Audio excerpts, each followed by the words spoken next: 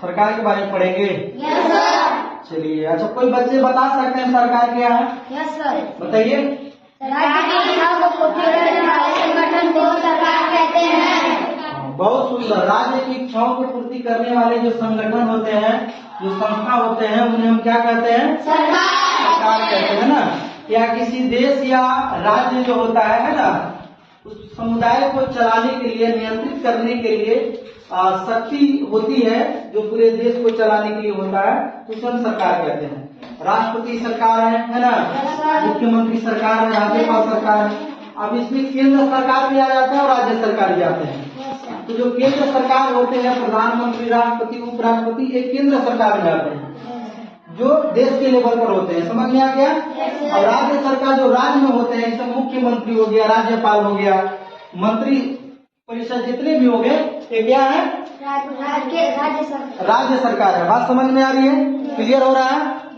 समझ में आ रही है ना?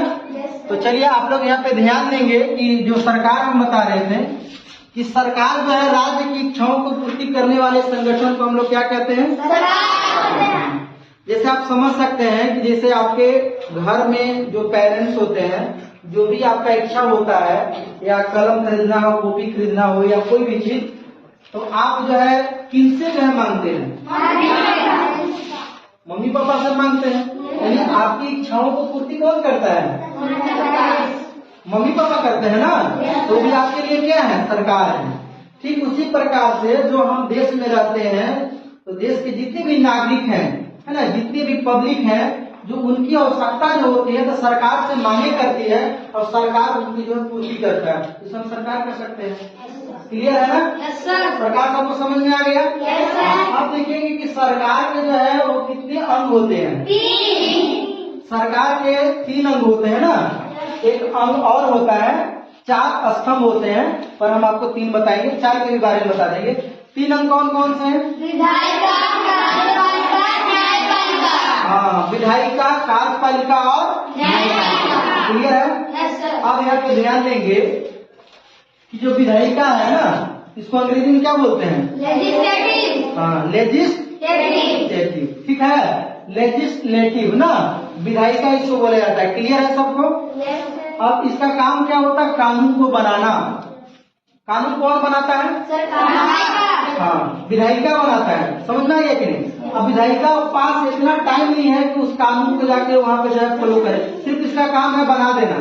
तो घर में कैसे होते हैं, मतलब कुछ लोग ऐसे होते हैं कि खाना बना दिए, अब भैया खाना आपका काम है, मेरा काम था बनाना। ठीक उसी प्रकार से विधायिका का काम है कानून को बनाना। तो कानून जो है वो बना देता है। अब कानून 2 स्तर पर बनता है। ठीक है, एक बनता है आपको केंद्र के स्तर पर और दूसरा बनता है राज्य के स्तर पर। तो केंद्र के जो स्तर पर बनता है, इसमें संसद जानते हैं ना, इसको MP बोलते हैं, मेंबर ऑफ पार्लियामेंट। ये देश के लिए कानून बनाते हैं। समझ में आ गया? और जो MLA जो होते हैं, विधायक जो होते हैं, है ना, MLA, ये राज्य के लिए जो है कानून बनाते हैं। समझ में आ गए? Yes sir. क्लियर है? Yes sir. हेलो, समझ में आ गया ना? Yes sir. विधायिका का काम क्या है? कानून बनाना, है ना। देश स्तर पर कौन कानून बनाता है? केंद्र। कौन बनाता है? MP, यानी केंद्र पर जो है संसद बनाता है। ठीक है ना। और MLA जो होता है वो किस स्तर पर बनाता है? राज्य के स्तर पर। क्लियर हो गया? Yes sir. दूसरा में कार्यपालिका।